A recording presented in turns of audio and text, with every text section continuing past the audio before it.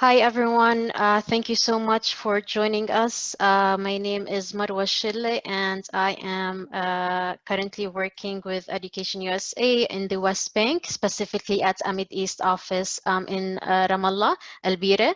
And today we have a special guest, Dr. Alex Akuli, who will be talking about strategies and funding sources for graduate studies in the United States.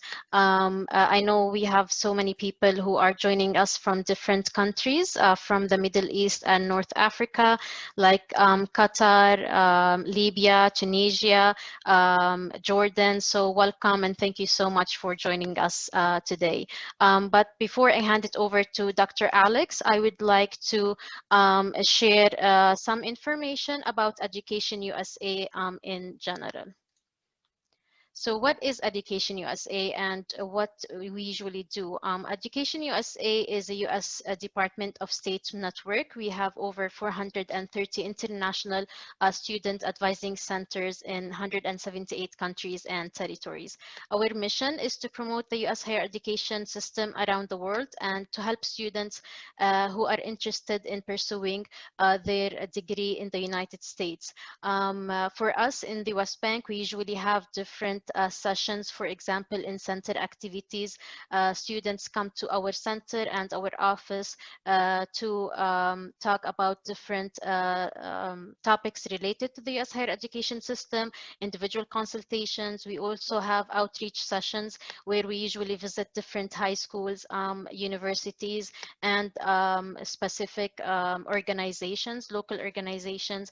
And we also have sometimes US representatives who visit our country, and we usually connect them with different high schools and also universities and colleges here in our country. But due to the COVID-19 situation, we actually have been working virtually only online since March. So all of our sessions are now online, and all of the information that we share and the individual consultations that we usually have are now virtual. If you would like to read more about, studying in the US and to have different resources, you can actually visit the Education USA website, which you can see on the screen, educationusa.state.gov. And you can actually find so much information based on the 5 steps to US study. The first step is to research your options.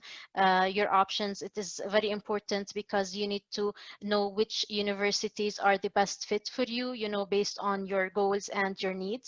And then you need to finance your studies. You need to know how are you going to pay for the expenses, and how can you get a scholarship or financial aid. Also, you need to complete your application folder. There are different requirements that universities will ask you to submit as part of your application, like testing, like the TOEFL IBT or GRE or other exams. Also, you might be asked to submit maybe recommendation letters, your transcripts, your CV, personal statement, and other things as well. And this will differ from one university to another. So you need to carefully basically explore your options. And after you receive admission from a specific university and you accept their offer, you will have to apply for your student visa as an international student. Of course, there are specific procedures that you have to go through. Also, the 5th and final step is to prepare for your departure. There are so many information on that website, and the information is actually divided based on the level of study that you are interested in. Also, on the Education USA website, you can check different updates and different links where you can read information, updates on the exchange programs and other things as well related maybe to visas or other things. So please make sure that you check the Education USA website, and you can find the links at the top of the page.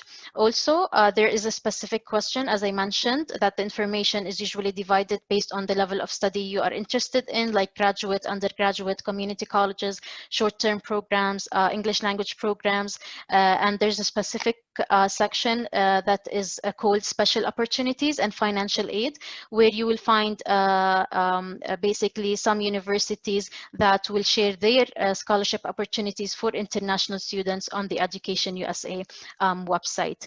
For those of you who are from the West Bank, please make sure that you follow us on our social media platforms like Facebook, Instagram, Twitter, and YouTube. And you can also email us at ramallah@educationusa.org for any follow-up or information or resources or even individual consultations. For those of you who are not from our country, you can actually go to the Education USA website. We will share it in the chat box, and you can actually find the nearest advising center to you in your country or even in your city. We will answer your questions at the end of the session. So if you'd like to share your questions, please just type them in the chat box. Also, if you are watching this live on Facebook, please just write your questions in the comments section. And now I'm going to hand it over to you, Dr. Alex. I will stop sharing my screen so you can share yours. I'm so pleased to be with you this evening, this afternoon. It's morning for us in the United States. I am in South Carolina right now, and it is currently nice and pleasant outside. And bear with me as I share my screen so I can find the files I want to share.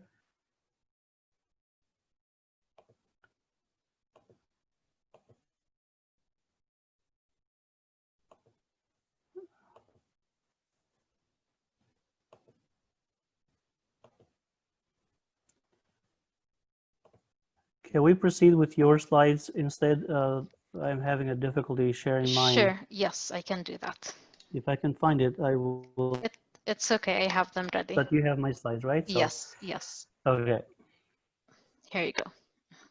So very briefly, a little bit of information about me, so you have some context.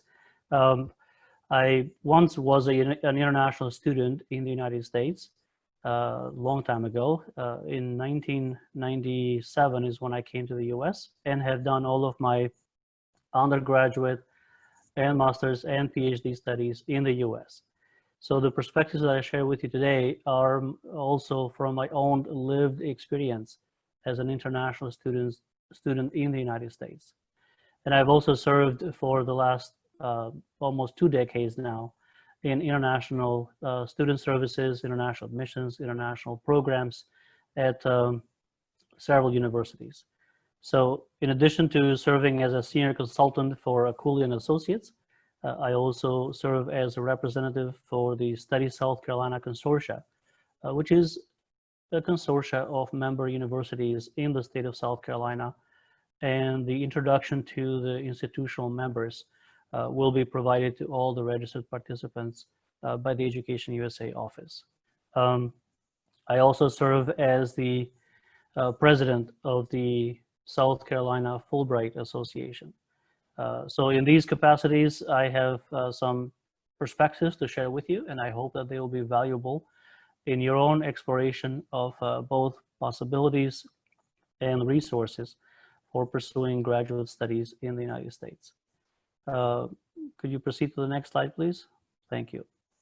So I'd like to thank Education USA for this opportunity and all the services that they provide, and they provide comprehensive services to students, families, and US universities in this joint relationship of student exploration for opportunities and resources and universities seeking talent from international students abroad. So the seminar presentations will be provided to you after today's presentation, and perspectives that I share with you today are drawn for over a decade of professional experience in international education. Next slide, please. So I have organized my talking points today around these guiding questions. How do students fund their graduate studies in the United States? And if I am applying or interested in applying for graduate programs, am I a good candidate for funding opportunities? And if perhaps I think I am or I'm not a good candidate, what can I do to improve my prospects for funding my graduate studies in the United States, as well as what funding and other resources are available. And there are many funding and resources available to you and your families in this journey. The question is, how do you go about locating them and sorting through what is and what is not helpful to you? So my hope is that today's conversation will provide you a good framework for how you can navigate this environment. So before I get further along with our seminar for today, I'd like to take about 3 minutes or less and provide you an introduction to the state of South Carolina and also to the Study South Carolina Consortium member institutions, very briefly. So please visit this website that I have provided on the screen here to learn more about each of the member state institutions in the state of South Carolina. But here is a brief introduction. So very quickly, where in the world is South Carolina located? Obviously in the United States, but where in the United States? So it is in the southeastern region of the United States. It is a beautiful state that enjoys very, very pleasant climate, warm in the summer and mild winters in the winter. So for many of you who are in the Middle East region, you'll find South Carolina to be very pleasant climate-wise, as well as with beautiful beaches and beautiful mountains and everything in between from the northern to the eastern and southern section of the state. South Carolina is a magnet for international companies and foreign direct investment. So that means that students who come to South Carolina not only get fantastic education, but also great opportunities for internships and career opportunities during and after their studies at any of the universities in the state of South Carolina.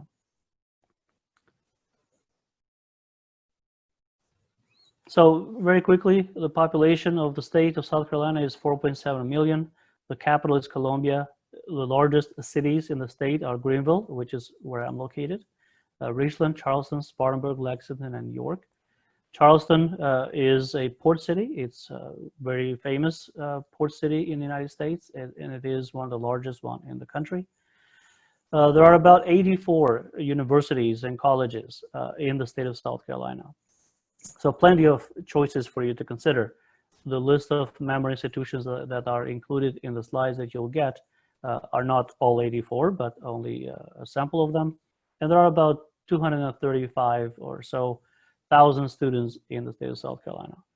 What is important for you to know also is that there are more than 1,200 global companies located in the state of South Carolina.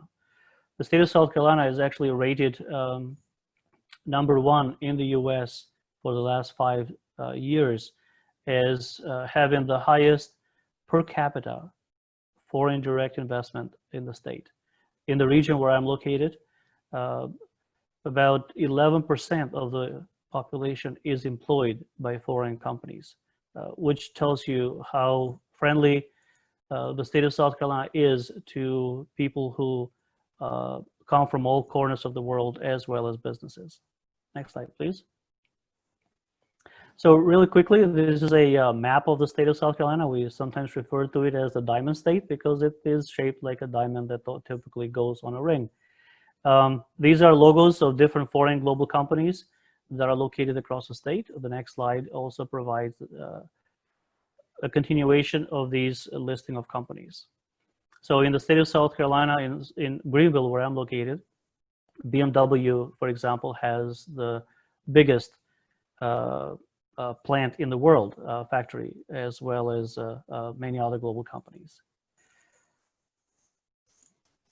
Next slide, please.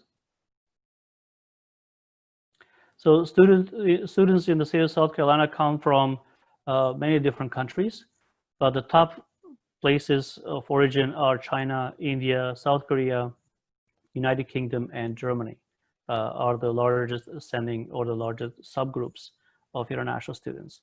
So the global companies located here provide great opportunities for students to do curricular practical training, also referred to as internships, as well as optional practical training employment which typically occurs most of the time after your studies in the US. And if you pursue studies in the sciences, mathematics, technology, engineering programs, those OPT employment opportunities are from 1 to 3 years possibility. And keeping in mind that there are more than 1,200 global companies here, in addition to the local ones, it's a friendly environment for students to also pursue and compete for sponsorship for H-1B, work visas, and other categories. So all of that to say is that the state of South Carolina is a friendly and welcoming environment for international students and international professionals and international businesses alike. Next slide, please. So very quickly, some bachelor's degree programs by discipline. What is the most popular ones that the international students pursue? This is specifically for the state of South Carolina. So business, management, marketing, biological, biomedical sciences, health, and related clinical sciences, education, social sciences. I will not read the entire list, but just wanted to give you a brief idea of what are some of the most popular degree programs that students pursue when they come here, as well as a quick graph of the degrees that are offered by different institutions in the state of South Carolina. So comprehensive understanding about the environment that welcomes you here in South Carolina. Next slide, please. So international students who come to South Carolina, they enjoy the best of the Southern hospitality, friendly local culture, wonderful year-round climate, and so much more opportunities and resources that are ideal. We are framing the conversation today about studying in the United States in the context of best fit. So the resources and the perspectives that I provide are geared towards helping you make decisions and choices around what works best for you. Where are you most likely to be successful? And I have every reason to believe that South Carolina is one of those places where you could be a good fit, depending on the institution you choose, the major you choose, as well as other activities that you engage in. Next slide, please. So here's a quick list. This slide and the next slide provide just the logos of the different member universities of the Study South Carolina Consortia. The other set of slides, which Education USA office will share with you, will give you more information about each of the member institutions of the Study South Carolina Consortia. So today we will focus primarily on the resources for graduate studies, and many of these universities, all of them actually, do provide master's degrees, and most of them also provide PhD programs. So if you're interested on PhD program and master's degree programs, pretty much all of these universities in the consortia member list provide you such opportunities. Next slide, please. So I'd like to welcome you to South Carolina. When I first came here to the state of South Carolina about 4 years ago, I moved here from the state of Virginia. And when I crossed the state border, this welcome sign, there's no physical border, it's just a state line basically. This sign caught my attention because it said, "Welcome to South Carolina, smiling faces and beautiful places."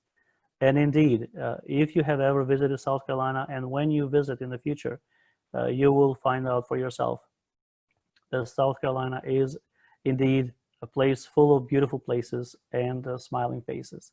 So welcome to South Carolina. And now we will continue on to our topic for today. So our topic today, funding sources and strategies for graduate studies. So again, the guiding questions to give you a framework through which to understand these perspectives and consider them for further exploration beyond today. So how do students fund their graduate studies in the United States? That is referring to both local students and international students. And also, am I a good candidate for funding opportunities? And what can I do to improve my prospects for funding? And what funding and other resources are available? So we'll work our way through these questions. So next slide, please. So funding sources for graduate studies. Of course, personal and family funds Typical student loans are also available both to local students and international students. U.S. institutions are less likely, whether they're financial institutions or education institutions, to provide student loans to international students. But there are some international organizations that do provide student loans. I personally do not recommend student loans because they are an easier way for students to find themselves in financial difficulties later on in life, because those are borrowed monies and sometimes the interest rate accumulates over time. And depending on the program, it may or may not be the best option for you. The best options typically are assistantships, which are funded typically by the universities that admit students. Sometimes these are funded by the academic departments that are offering your academic programs, and sometimes they're funded or co-funded, partially shared cost, by other departments. And I'll talk more about some of these types of assistantships. Another source of funding are the fellowships and scholarships. And I'll talk both about what are the differences and the advantages and disadvantages of fellowships and scholarships. So we'll get into these topics next. So what is a graduate assistantship? So a graduate assistantship is really an exchange of resources, funding for services that students provide as part of their studies in the graduate program that they're admitted into.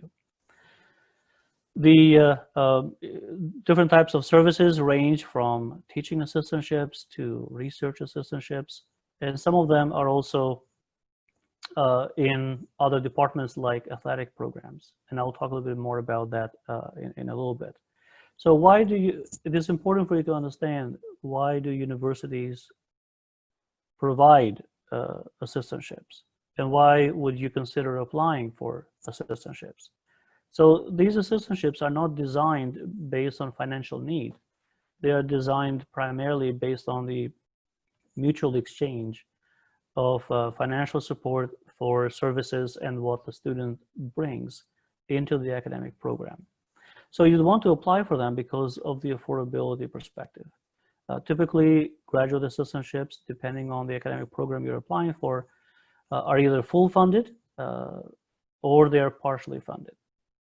It'll vary, and the offers range to also include insurance, to also include living cost or living stipend. So from a financial interest perspective, graduate assistantships are ideal because they provide affordability perspectives. They also provide valuable professional experience. So sometimes international students may think about foregoing the opportunity to apply for assistantship because of the time demands that come along with it. So balancing your studies and your responsibilities as a graduate assistantship can be challenging. However, what will be important for your future professional success and professional career will be the professional experience that you acquire as part of your assistantship. And I'll talk a little bit more about what that is like. So go back to the previous screen, please. So socializing into the profession is very important. As a graduate student, I remember very vividly when I was a graduate student. The academic work is very engaging and is very intriguing. However, how do you grow as a professional into the career direction that you are pursuing? And especially if you're pursuing career direction in the United States in particular, but also back in your home countries, socializing means that you learn from being part of that community of professionals, of academics. And the professors who are assigned to the graduate student as an assistant, they basically invite you and make you part of their professional network and connect you to academic conferences and networking opportunities with professionals in that particular field, whether you are an engineer or you are going to be a mathematician or research, whatever it is that you are pursuing. or you are pursuing a career in the medical field.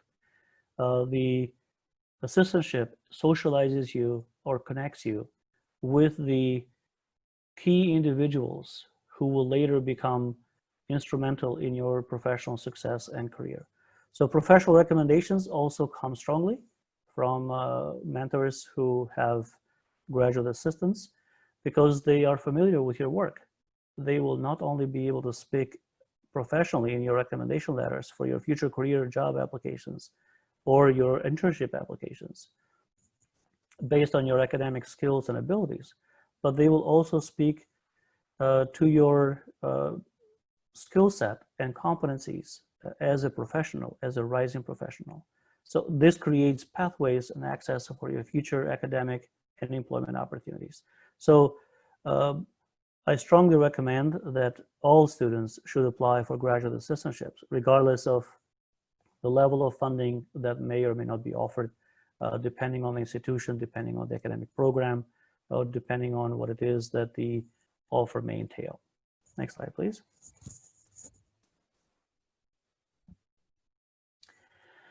So as you prepare to apply for graduate studies in the US, and as you consider the value and the importance of graduate assistantships, it is also important for you to understand why do universities offer graduate assistantships.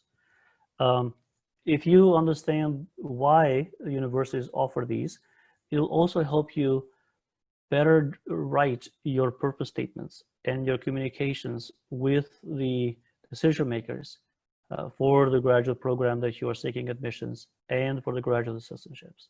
So universities offer graduate assistantships because they are interested in expanding and diversifying their talent pool. They also want to minimize the cost of hiring long-term contracts. And when professional employees move from one university to another, from one department to another, this is called turnover. And turnover is very costly, very expensive, because it takes many months, sometimes more than a year, to get your full return on investment if you hire a full-time person. So by offering graduate assistantships, universities are able to recruit top talent from around the world. In this way, they diversify their classrooms, they diversify the ideas and innovation that comes with those international recruits, and they minimize the cost of hiring long-term contracts and so on. So universities also invest in graduate assistantships because they want to cultivate new talent. And by cultivating new talent, they also increase productivity. They also increase and build brand recognition in new markets around the world, talent market that I'm referring to. So they expand market access. What is typical of when any one of us have a positive experience in a new place or new environment? We share it, especially in the current environment with social media that has broad reach all over the world. Universities that invest wisely in graduate assistants, they also expand their brand recognition around the world. It also helps universities strengthen their rankings, because the productivity of the graduate assistants also means productivity of the professors in those academic departments. Because an assistantship, especially which is focused on research and publications, students spend their assistantship time doing research together with professors in that academic department. So as those professors' research and publication productivity increases, so does that academic departments and that universities' rankings through recognition of patents and recognition of publications in top journals and so on. And students also get a chance to present their research and publications together with professors. This is part of socializing in the profession. They present at academic conferences and academic and professional meetings the research that they're doing, which also exposes them to new possibilities and new hires, new career directions. So investing in graduate assistantships is very important for the university.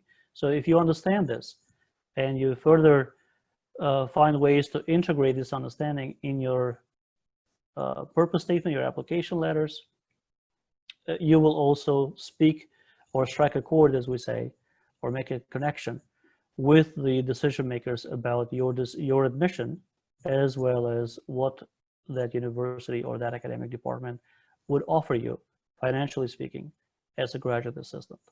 Next slide, please. So the different types of assistantships and placements. These are broad, but this is just a sampling that I'm providing you. So graduate assistantship placements are typically in any one or a combination of the following areas. So most common ones are research.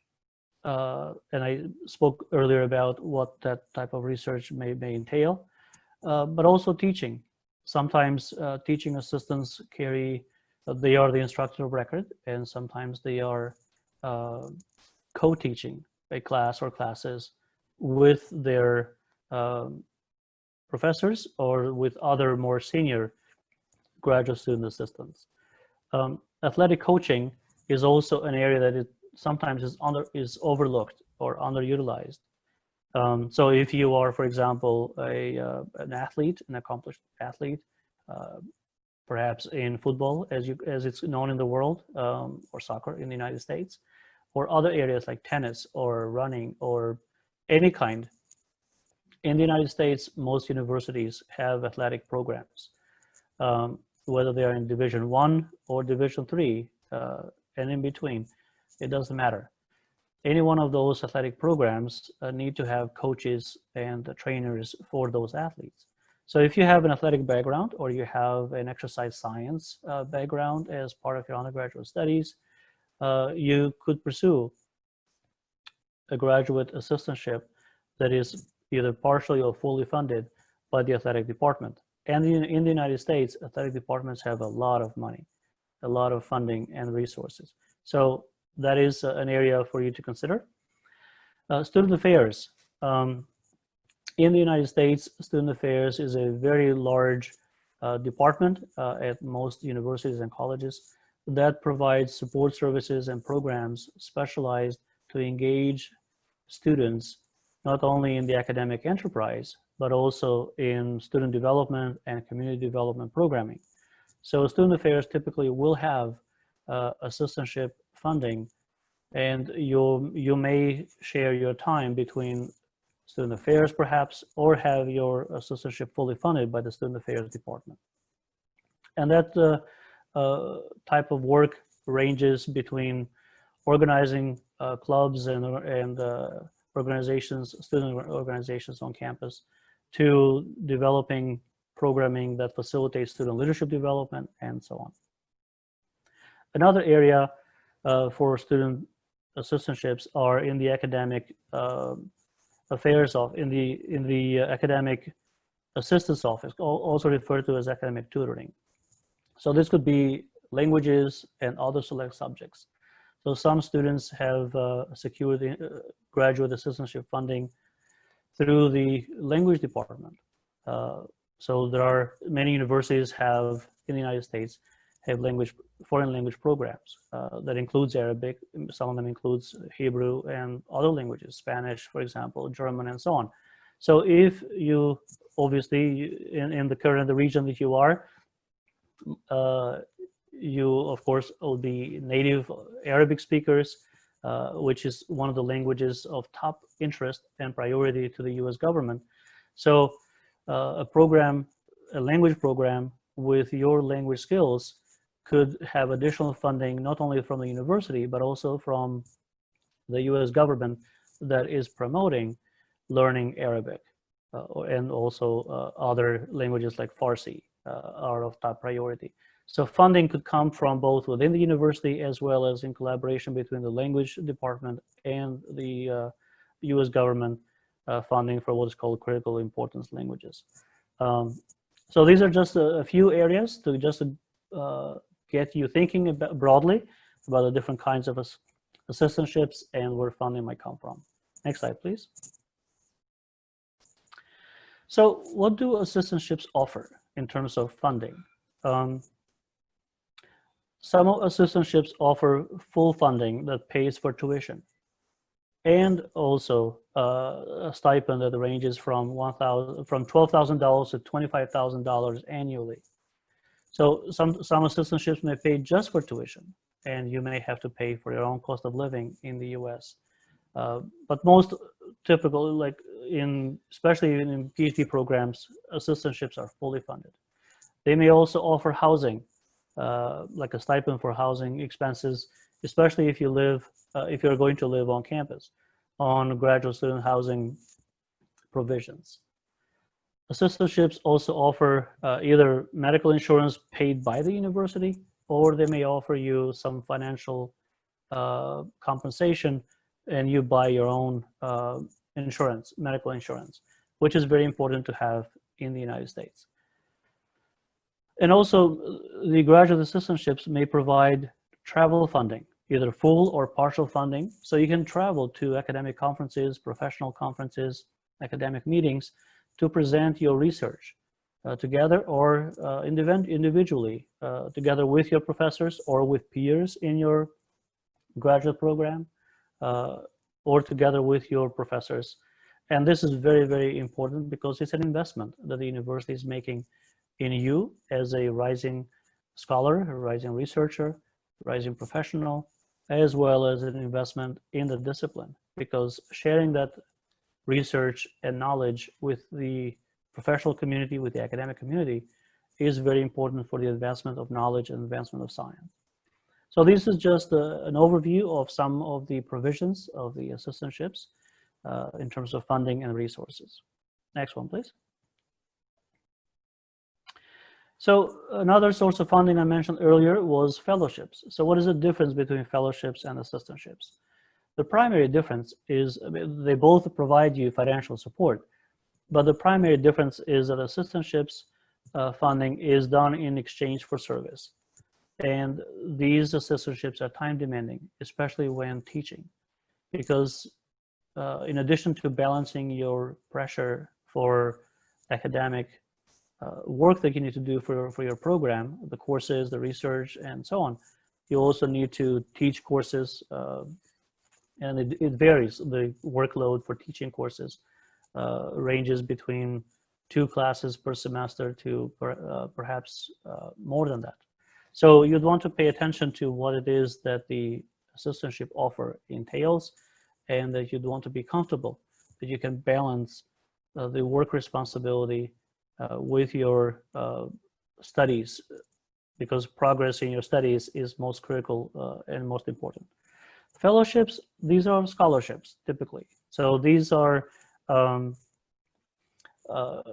amount of money that is awarded to you. Most of the time, these are prestigious fellowships because they carry the name of a famous researcher or scholar, or donors who have given the money to the university to fund these fellowships. And these may also be national, not just university type fellowships. So the advantage of fellowships is that they have more prestige than assistantships. And the other advantage of fellowships is that they provide more flexibility, because these funds are given to you based on your merit, academic merit, and the perceived prospect of your intellectual capacity and contributions that you would make as a graduate student in that program. So the flexibility is that you do not have to teach, and of course you're going to do research as part of your graduate degree studies, but the flexibility and the prestige of the fellowships is greater than the perceived value or the actual value of assistantships. But both come with a very attractive financial offer. The primary difference is, again, the prestige and the flexibility. You have control of your time, however you use it, without having the pressures of developing courses, designing and developing teaching lessons, and teaching classes, which is the case in teaching assistantships. Next slide, please. So strategies. How do you go about navigating this environment, which has a lot of information and a lot of factors to consider for which university, which location, what type of funding sources to pursue, and how do you navigate this? So my first recommendation is for that you need to take as much time as possible. And I know that my colleagues at Education USA advise students to start this process 1 year in advance rather than waiting either 2 or 3 months before academic program is to start.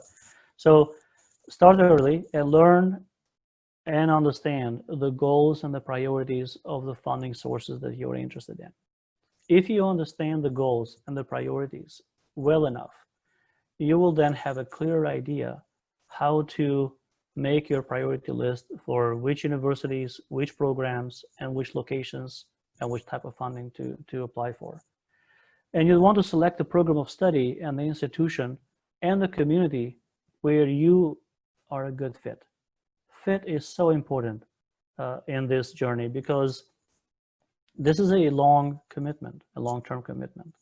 It is not something that you can easily change if you're not happy or you don't like it a month into the experience or 3 months into it, especially if this is your first time in a program like this in the United States in particular, or anywhere in the world. There is this factor called culture shock. And it is a phenomenon that impacts all international students' experiences. It doesn't matter at what age group you're in and when you enter this experience. So finding a good fit is very important because that is what is going to sustain you or help you progress through the experience and manage the challenges. So we talk a lot about fit and how do you determine that fit. Is a complex and perhaps an important topic for another seminar in the future, which I'm going to be happy to facilitate. So the other strategy is articulate what do you offer. So think of the admissions process in the graduate program, especially if you are a candidate, an applicant for PhD program, but also at the master's level, but particularly in the PhD program. What do you offer? So if you think back, what are the reasons or the considerations why universities invest such large amounts of funding in graduate assistantships? If you understand that concept, you would want to think now, what do you offer to these universities, to these academic programs that they would want to invest in you? And as much as funding for graduate assistantships is an investment in the academic program and the university's program, it is also an investment in you as a rising academic, as a rising professional in the discipline that you are interested in. Because for every person that they admit, there are hundreds others that they have not admitted or accepted their application into the program. So the universities are very, very careful about how they review and how do they screen and how do they make decisions about who to make an offer for the admissions, as well as who do they make an offer for the assistantship or fellowship funding that they provide, because they do not want to have a missed opportunity to invest correctly. So think about what do you offer. So if you're pursuing an assistantship or fellowship, an assistantship in particular, that perhaps is funded by the athletic department, you'll want to talk about how it is that you would contribute to the success of the athletic program. If you are applying for an assistantship that is funded by the engineering program, think about what it is that you are going to, what do you bring to that academic unit? What do you bring to that profession that makes you worthwhile the investment? So you have limited space, of course, in writing your purpose statements, application letters for your admissions. So you want to choose your words carefully and communicate clearly what it is that you offer. Why would they want to admit you? Why would they want to invest in you? You want to think about long term. Remember, I mentioned in one of the earlier slides that universities invest in graduate assistantships because they also want to increase their brand recognition in new markets. Well, you come from new markets. The various countries that are represented here this evening by your registration in various countries across Middle East and North Africa represents an opportunity for these academic departments, for these universities to expose their brand and to draw talent and invest in the development and future success of the communities that you represent. So you want to articulate that in your purpose statements. When we talk about fit, I remember once I interviewed a professor when I was a student in the master's program. I was working on a project, a research project. It was career oriented. So I interviewed a professor who had received a PhD from a prestigious university. And the university where I was at that time from a master's program was a regional, not a prestigious university nationwide. So during the interview, I asked them, I said, why? You have a PhD from a prestigious university. Why are you working at this university? And I never forget his response. And his response was, well, Alex, I thought about it and I decided I am better off being a big fish in a small pond, in a small lake, than a small fish in an ocean. What he was referring to was that for him, it was a good fit professionally to be at a university that highly valued his experience, and he didn't have nearly as much competition because he was a much more accomplished professor and researcher in that environment than being a professor at a big university where you have competition from thousands of other professors for funding and resources. So think about that in your case.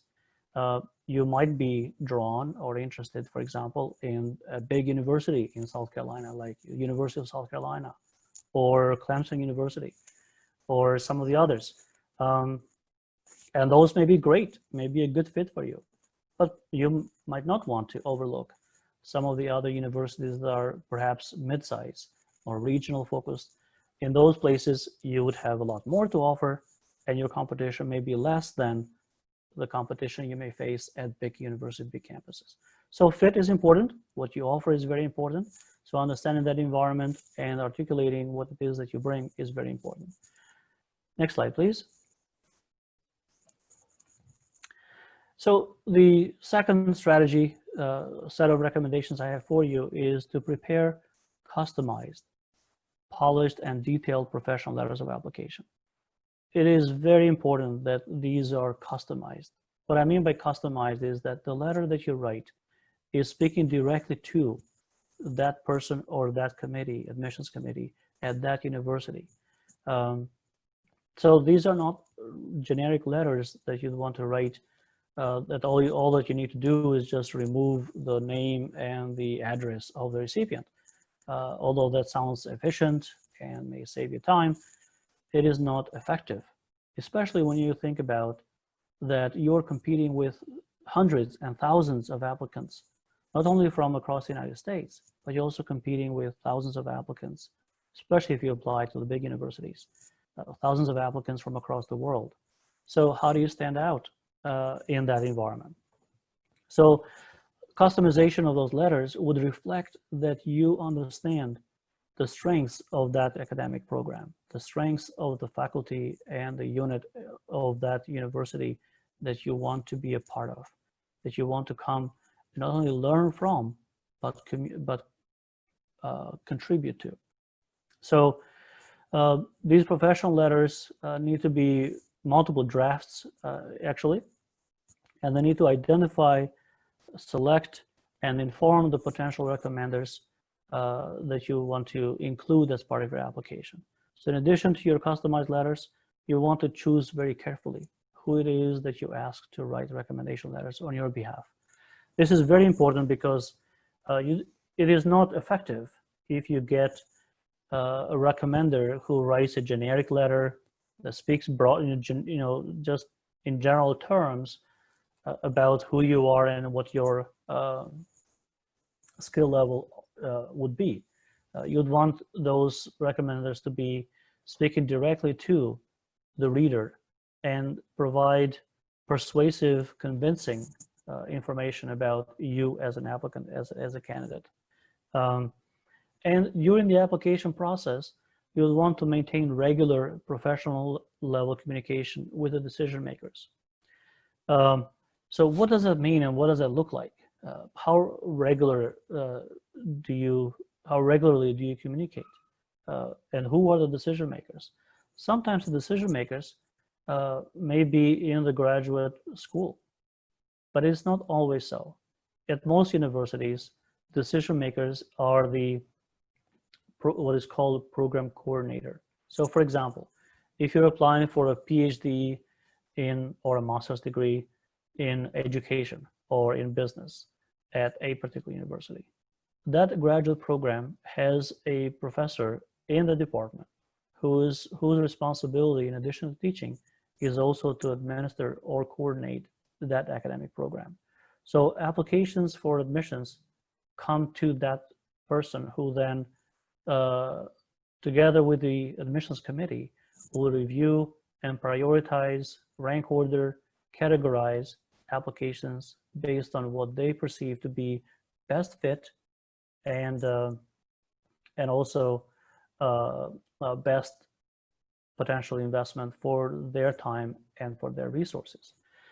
So the admissions decision may be shared, but first, if you're admitted by the admissions committee at the academic program level, most likely then you will be admitted at the graduate school level.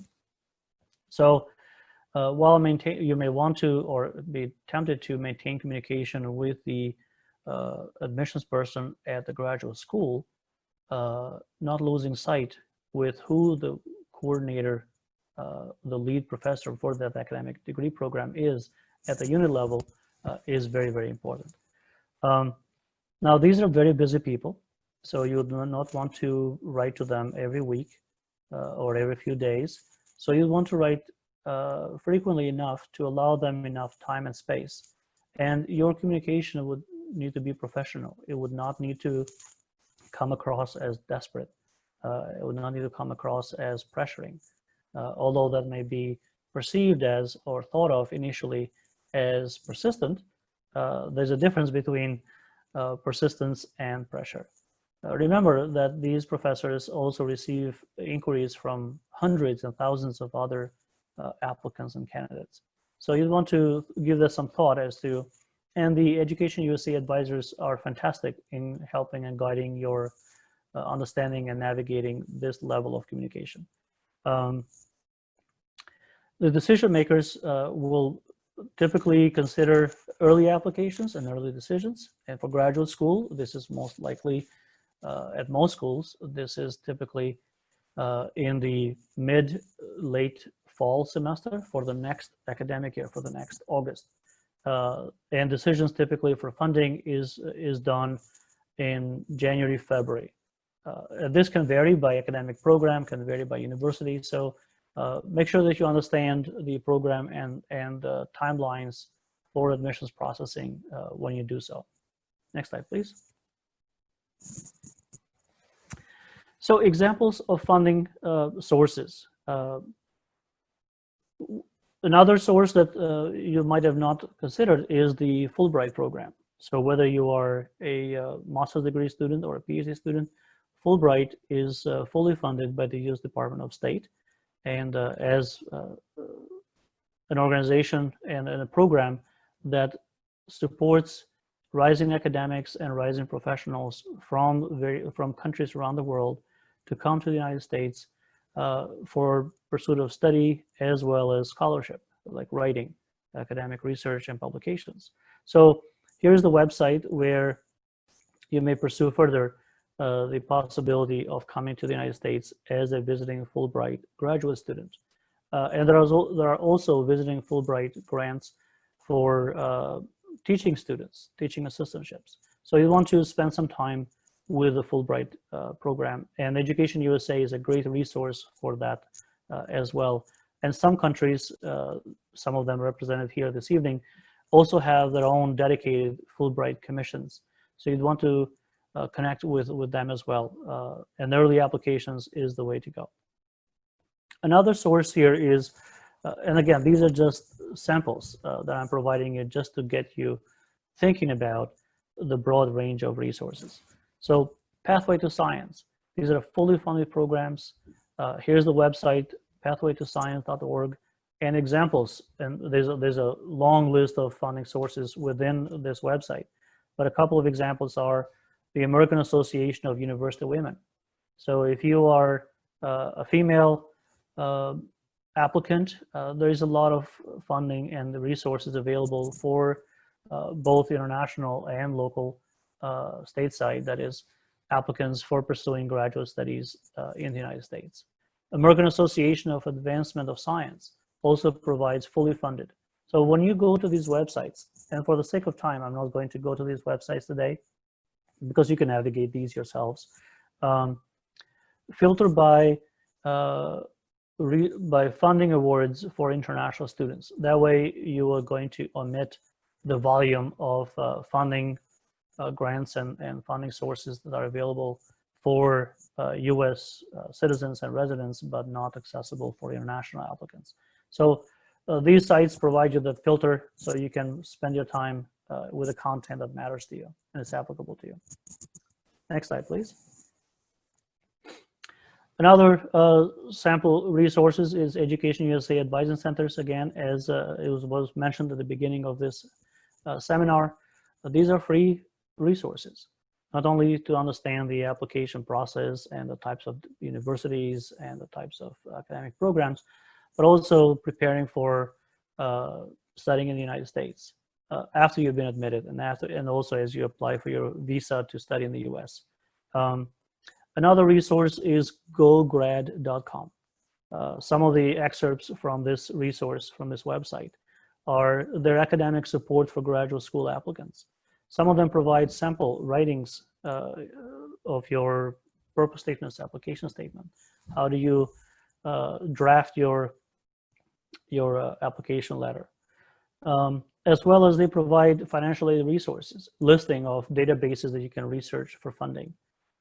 Sometimes funding is earmarked or aimed for specific groups or specific individuals who fit specific criteria or descriptions. And if you have spent some time in this space searching for funding, you perhaps have noticed that the variety of funding sources is quite extensive. GoGrad.com also provides resources for preparation for graduate exams. So whether you are preparing to take the GRE or the GMAT or LSAT or whatever type of standardized exams you are preparing for, GoGrad.com provides such resources. Now, one thing to keep in mind is that because of the current pandemic, many universities across the United States are waiving the requirement for these standardized exams. They're not waiving the requirement for the language competency exams because that is very important that you have the language abilities to be successful here. But many of them are waiving the requirement for GRE, GMAT, and so on. So in your search for the proper academic program that you want to apply for, take a look at which universities are waiving these exams, because that may save you some time, may save you some stress.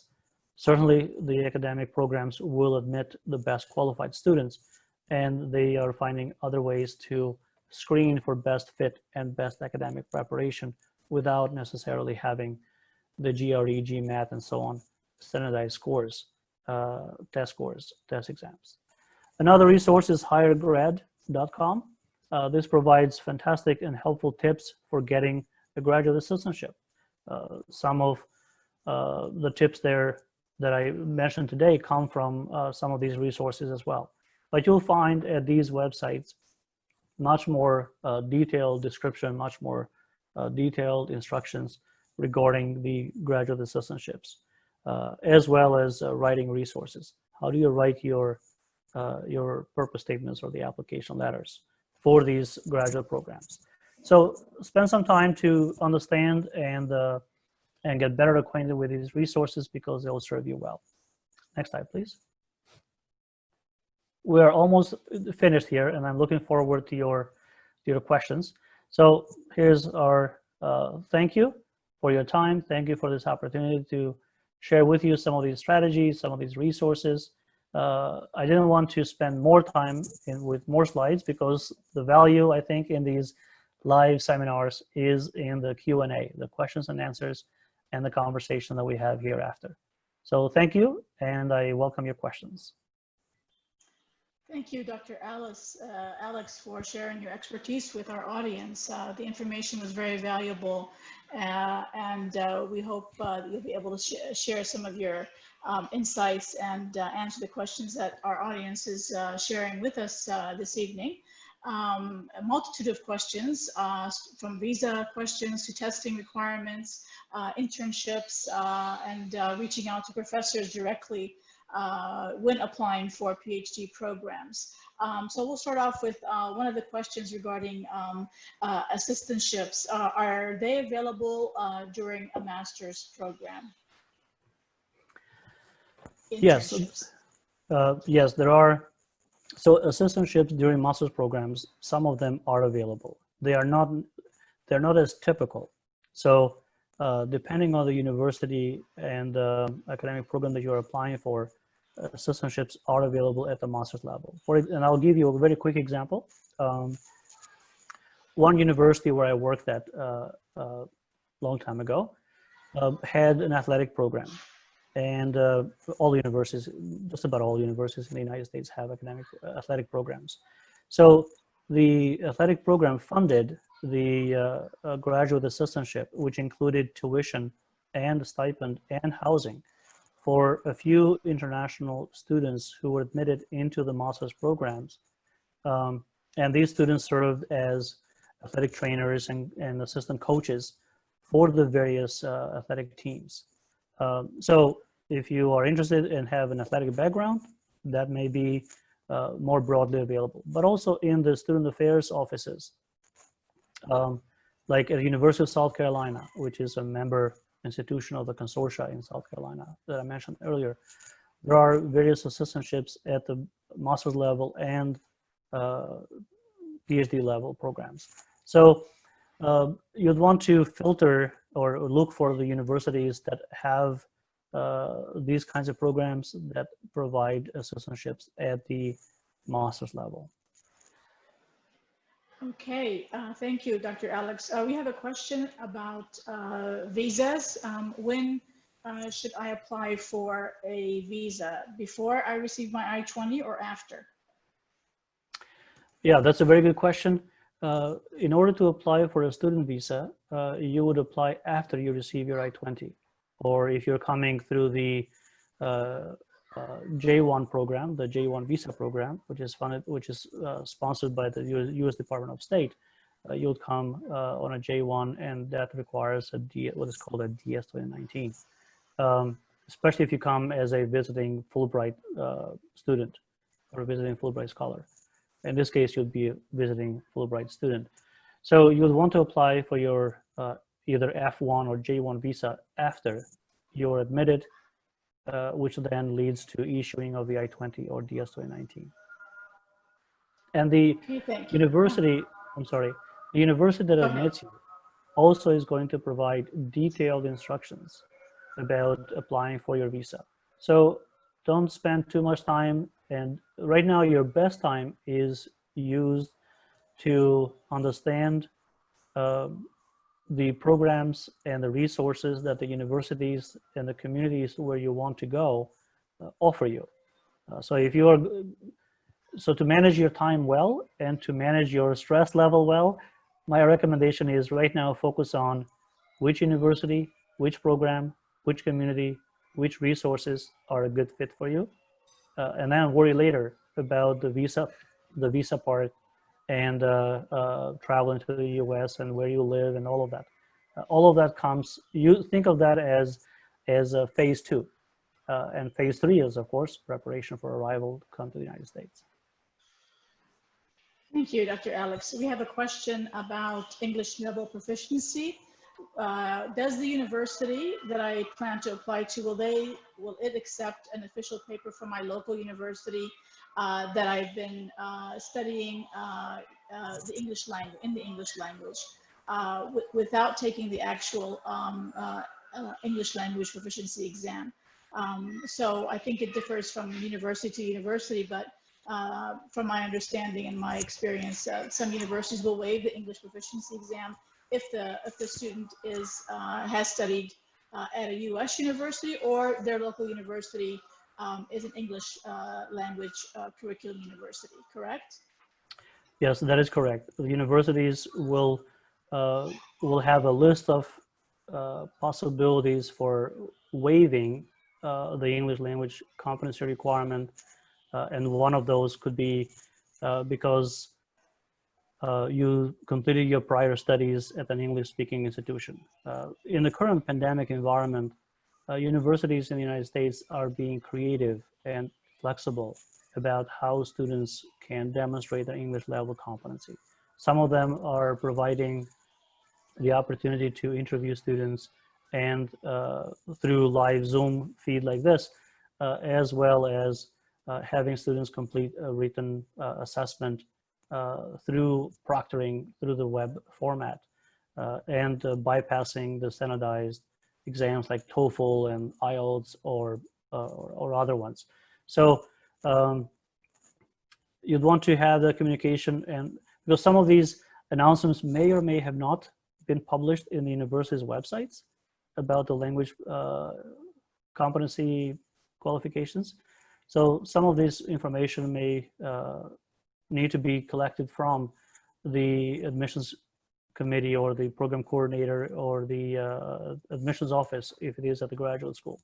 So right now, my recommendation is that you explore all various possibilities for how you can satisfy these requirements. Thank you. We have a question about assistantships, and for how long are they valid? Is it for the full study period or just one semester? Typically, so it depends on the program that you're applying for. So if the most common, there are some exceptions, but most common assistantships are offered for the duration of the program. And of course, these universities are going to give you a timeline by when you're expected to complete your graduate program. So most of the master's programs in the United States are 2-year long. So the university and the US government, for visa purposes, expects that you will complete your program of study in that time frame. And this will be this will be noted in your I-20 or DS-19. If you are applying for a PhD program, most of the time, those funding sources are going to be committed for 4 years, because most PhD programs in the United States are completed within 4 to 5 years. But the funding may be offered to you for a fixed period of time, which most often is 4 with a possibility of a 5th year funding. Assuming, of course, that you maintain your academic progress and performance is meets the expectations that the university and the academic unit or the funding source has. Where I'd want to draw your caution about is if you are going to be offered funding through shared sources, such as part of the funding, for example, may be coming from the academic unit that has your degree program, and part of the funding may come from, let's say, athletic program or the foreign language department or the student affairs. When there's cost sharing like that, the funding sources from one of the other units, for example, may not be fully committed for the 4 years. It may be for 1 year, or it may be for 2 years. So pay attention to the cost sharing offers so that you are comfortable with that approach. Just about always, there may be exceptions, but just about always, the universities, when they make an investment in you and they want you, they want your skill level, they want what you bring to that program, even if funding, for example, through cost sharing from another department may dry up, like may not be available after 1 year or 2 years, the university, the academic unit that brought you in will do everything that they can to help you find other sources of funding within the university through other cost sharing models. So a longer answer to what may be a shorter answer, but otherwise my recommendation is that that you explore all your options, and when you apply, you have categorized your top list, your second list of universities and programs, and third list. I hope that helps. I'm sure it does. And we have one question. It may be a long answer, but the question is, what is the most important thing that we have, or things that we have to do to get a fully funded scholarship for a master's degree program in your mind and based on your expertise? Yeah. Well, for master's programs, those are more competitive. That's not to say that PhD programs are not competitive, but the funding sources for graduate assistantships at the master's level are not, there are not as many graduate assistantships at the master's level as there are at the PhD level. So if you must have, if the only way for you to pursue a master's degree program in the United States is through fully funded assistantships, then your choices or your options for where to apply are not going to be as broad or as great as they would be otherwise for PhD programs. So in that consideration, my advice to you is this: to look at programs and communities where you have the most to offer. So it is not uncommon, it's a rather more common for international students to be drawn to the big universities, to be drawn to big metropolitan cities, because that is what is most known and that is what is typically famous in international environments. However, they overlook the level of competition that comes in those spaces as well, especially when there may be, let's say, hypothetically, 5 graduate assistantships fully funded that academic program is going to offer this year for students. Who is going to get those 5? So the odds, the lottery odds, so to speak, are not in your favor. However, if you are willing to go to universities and the regions, communities in the United States that do not get nearly as much visibility and applicants, then your chances for a better funding offer are going to be greater. Remember what I said earlier, what my professor said, a big fish in a small lake and versus a small fish in a big ocean. That metaphor applies here also.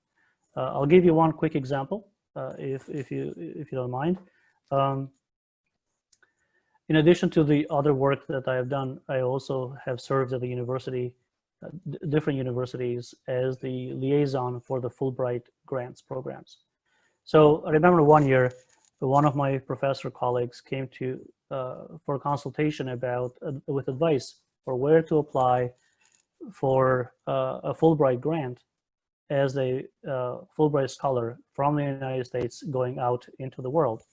So we talked, just like we did today, about the various strategies and resources, and my advice to him was the same way. Look at where you can have the most to offer and least competition. To make a long story short, he applied and was successful in getting a fully funded Fulbright grant to serve as a Fulbright scholar in Kazakhstan. So my advice to him paid off. He listened well and he followed well, and in that environment he had the most to offer. Why? Because very few professors from the United States apply for Fulbright grants to a place like Kazakhstan, which is a phenomenal place to go. It is a beautiful culture. It's a beautiful environment to go and spend any time in. So my advice to you is the same. Identify the programs, the academic programs, and the communities where you'll be a good fit and where you have the most to offer and where you have the least competition. Because it's not only about what it is that you want and what it is that you bring, it's also what it is that your competition brings and what your host institution and host community values and what do they want, what do they need. If you can find that happy medium, you'll be successful, whether you're applying for a master's level or a PhD level. I hope that helps. Thank you, Dr. Alex. We also have several questions related to testing requirements. And if I may just share a general guidelines for figuring out what testing requirements students will need to apply, and that is to check the websites for the universities. They will indicate the requirements for applying, whether it's for testing, recommendation letters, statements of purpose, everything related to the admissions package will be provided on the websites for the universities or colleges. So I think that's just one general answer for those of you who are asking about testing requirements, to refer to the university website to determine what testing requirements they're looking for, and also if there are tests that are going to be waived, especially now during the pandemic. Several universities have waived for example, the GRE or other graduate level testing requirements. So if you'd like to elaborate on that in terms of the GRE or GMAT, what would be your best recommendation for potential applicants to prepare for such exams? Because it's a worrisome aspect of preparation. A lot of our students tend to worry about these graduate records, graduate admissions examinations. And so what would be your best advice going forward with test preparation? Yeah. Well, in terms of preparation, I mean, this is a two-part question. One is, and you spoke to it, with regards to which tests and which scores are required. And speaking of scores, by the way, I want to quickly mention that there are many universities that do not advertise what the cutoff scores are for admission. And I'd like to encourage you to think about scores as baseline. This is a competitive environment, especially if you're pursuing funding. If you're going to pay for tuition and you pay your way through your graduate studies in the US, that changes the dynamics quite a bit. But if you're going to compete for funding, think of test scores and grade point averages as the baseline. This is your starting point for competing for those opportunities and resources. So with regards to which tests are required, every university lists these tests. So there's no hidden agenda here. Every one of the institutions want to do right by their students. They're transparent about which tests are required, which admission components you have. And when you create your application, the application portal is going to list for you all the requirements that you have already completed, the missing ones. So this is not going to be a mystery of figuring out what you need and have I completed everything I need to have and so on. So that is not going to be the most difficult part. The difficult part or the challenging part is going to be how to prepare for the tests that you must have. And if you are not going to apply for graduate admissions in the next 3 months, then you are going to be in a situation where some of these tests like GRE, GMAT, LSAT, and whatever that currently are being waived by many universities are not going to be waived maybe when you apply for the next admission cycle. So think about that. In terms of preparation, there are many free resources for how to prepare and do self-study guides and practice exams for GRE, GMAT, and so on online. You can also, if you have the resources, it is worthwhile to invest in having a mentor, a tutor, a coach, not only for the standardized exams, but also for the application letters and recommendation letters that you need to acquire. With regards to admissions processes and so on, Education USA advising offices are a phenomenal resource, free of service, free of charge to you as an applicant. But if you want to have the additional help, I mean, there are companies like my own, Akuli and Associates.com, that we provide coaching and mentoring for student applicants for graduate studies and undergraduates as well. So preparation for different exams, many of these resources are available free of charge. Some consultants and some organizations, even in your countries, offer coaching classes, whether online or and also in the past in person, where you take these prep classes for how to understand, how to prepare, how to succeed in the standardized exams.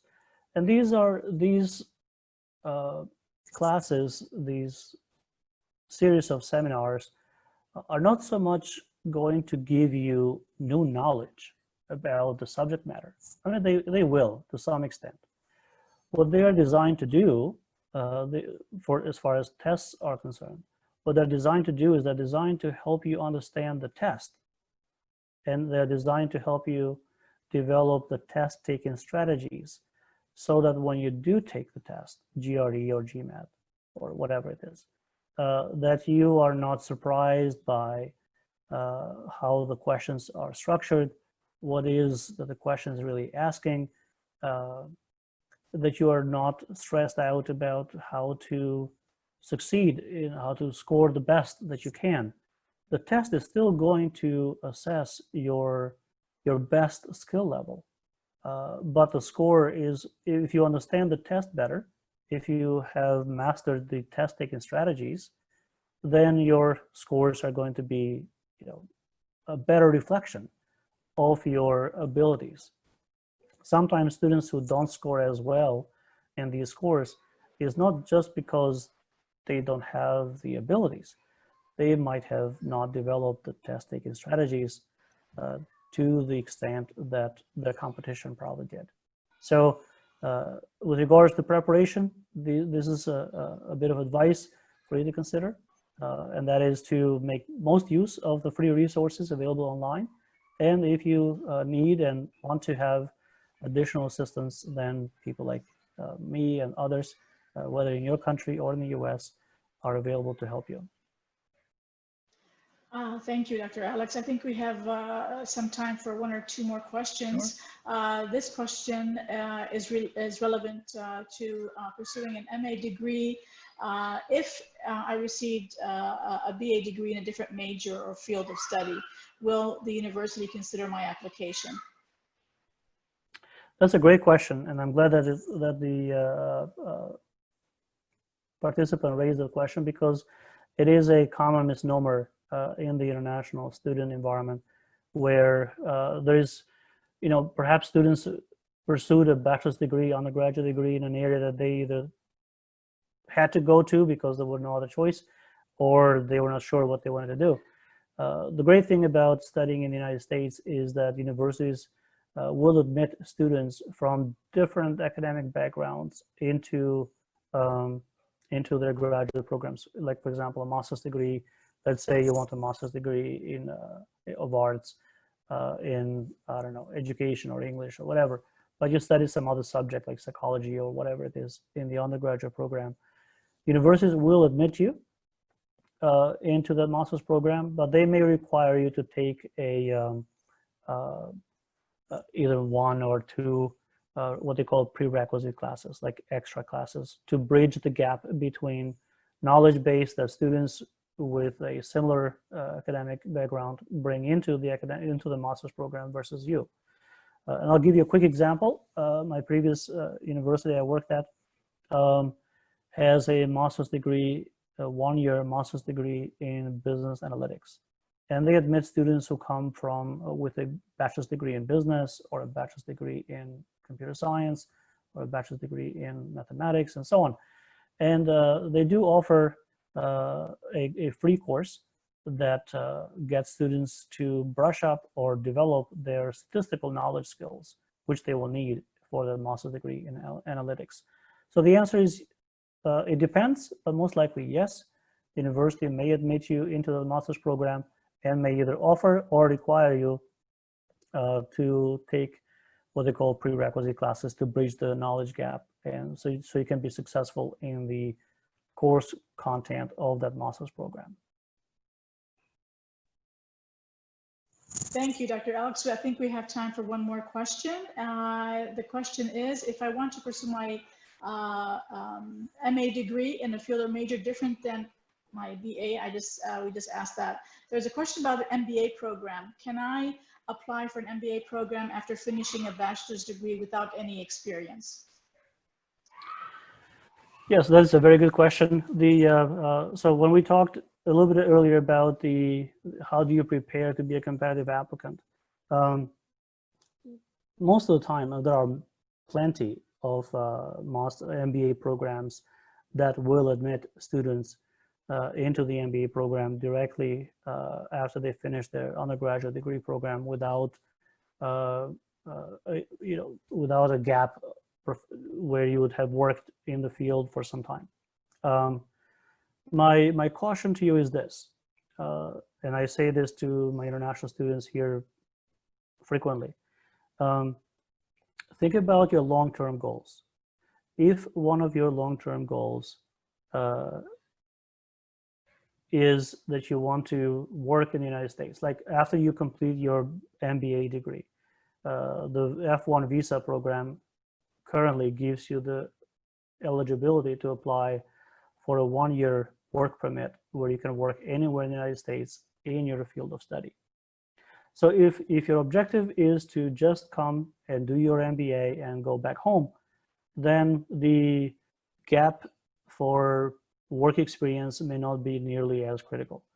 However, if your objective is to stay in the US and also pursue career opportunities here, then the work experience is going to be most valuable because the phenomena that happens here in the US is that students who progress from their undergraduate degree into their master's degree, whether it's MBA or something else, without, and this is typical of international students, without acquiring some work experience, either before they get into the master's program or during their master's program, will find it very difficult to find a job as part of their optional practical training at the conclusion of their MBA or whatever the master's program is. The reason is because the employers are going to look at you as overqualified by way of having an MBA for many of the jobs that are available, and underqualified for many of the jobs that are available because you do not have work experience.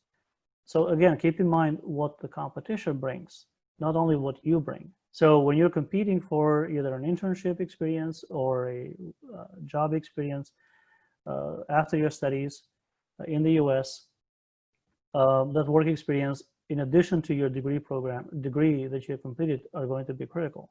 So my advice to you is, in order to strengthen not only your admissions potential in the MBA program, but also what comes after it, it is always recommended that students, at least this is my professional opinion, it is recommended that students acquire some experience either during their undergraduate degree program or between their undergraduate degree program and the master's program, because not only is that experience going to be valuable to your employers, it is going to be valuable to you and to the professors in your program, because the content, the assignments that you're going to do, what you're going to learn and what you're going to practice during your MBA program is going to be more relevant and more beneficial if you have some relevant work experience compared to if I have only been in the classroom all my life. So I hope that provides you some insight all around in terms of how to think about the gap year or years and progressing from undergraduate to MBA and beyond. Thank you so much, Dr. Alex, for your time and the information that you have provided us this evening. We will share your slide presentation with our audience, and we also share with them links that will be relevant for them if they would like to pursue their application process in the U.S.